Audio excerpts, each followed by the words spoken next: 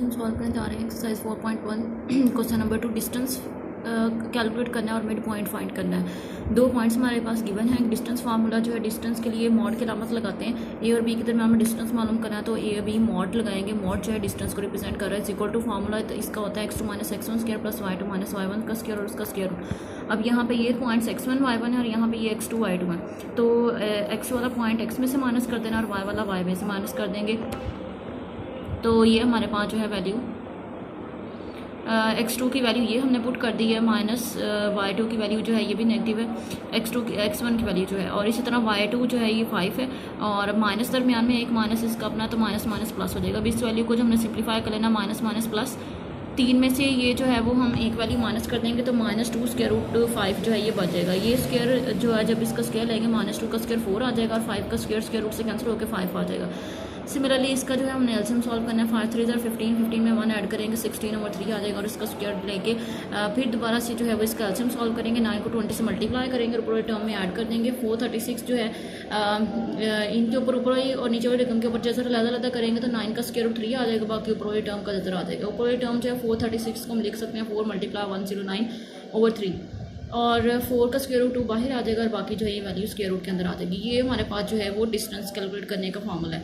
इस तरह mid point जब निकालना है तो मिड पॉइंट के लिए हमारे पास वैल्यू होती है x1 + x2/2 y1 + y2/2। तो x1 और x2 की वैल्यूज पुट कर दी हैं /2 इसी तरह और y1 और y2 की वैल्यू जो है वो ऐड करके इसे 2 पे डिवाइड करना है। तो ये हमारे पास जो है वैल्यू आ जाएगी। सी जो है मिड पॉइंट हमने नाम दिया है तो सी इस तरह रहेगा। अब दोनों वैल्यूज़ को जब सॉल्व करेंगे तो हमारे पास जो है माइनस माइनस प्लस हो जाएगा। 3 और 1 4 आ जाएगा। 4 स्क्वायर रूट 5 और यहाँ पे जो है ये चूँकि बटे वाली टर्म थी तो बटा हमने सॉल्व करना है। जो वैल्यू जो है क्रॉस मल्टीप्लाई होगी 3 5 15 आ जाएगा -1 15 -1 14 2 7 14 ये वैल्यू आ जाएगी। ये 2 से 4 2 2 4 कैंसिल हो जाएगा ऊपर 2 बच जाएगा। ये हमारे पास इस तरह मिड पॉइंट और डिस्टेंस जो है वो कैलकुलेट कर लेंगे।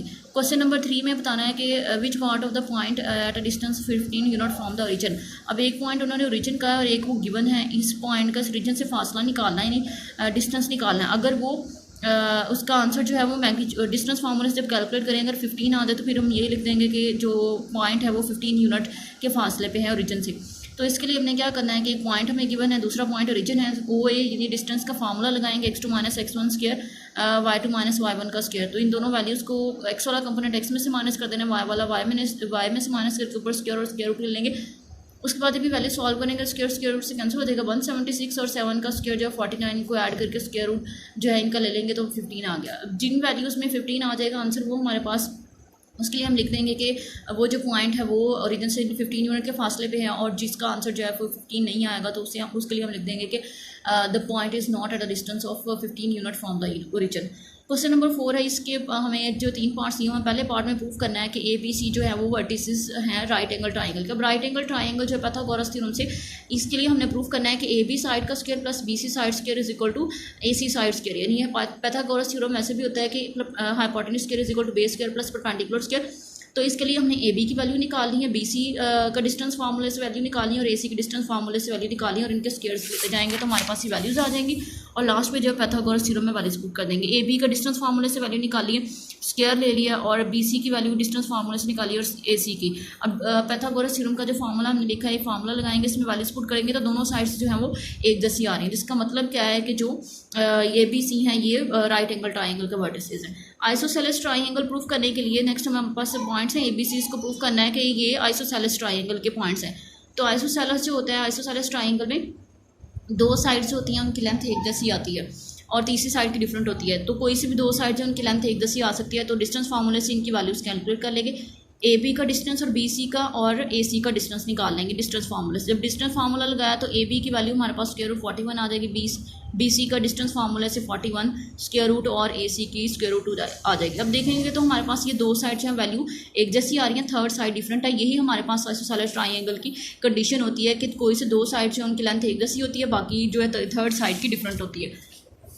तो ये प्रूफ हो जाएगा। नेक्स्ट जो है इसका थर्ड पार्ट में हमने प्रूफ करना है कि जो ABCD हैं ये पैरेललोग्राम के पॉइंट्स हैं, वर्टिसेस हैं और ये जो है पैरेललोग्राम एक स्क्वायर है ये भी बताना है।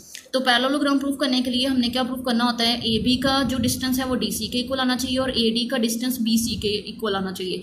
तो उसके लिए हम डिस्टेंस फार्मूले से ए बी की वैल्यू कैलकुलेट कर लेंगे, हमारे पास स्क्वायर 50 आ जाएगी। बी सी की वैल्यू डिस्टेंस फार्मूले से कैलकुलेट करेंगे, x2 minus x1 square plus y2 minus y1 square उसका स्क्वायर रूट।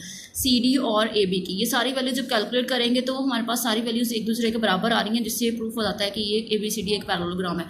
जब इसको स्क्वायर प्रूफ करना हो तो स्क्वायर के लिए जो इनके डायगोनल की वैल्यूज हैं, यानी ए से सी तक का डायगोनल और बी से डी तक का डायगोनल, ये डायगोनल की वैल्यूज एक दूसरे के इक्वल आनी चाहिए, तो ये पैरेललोग्राम एक स्क्वायर होगी।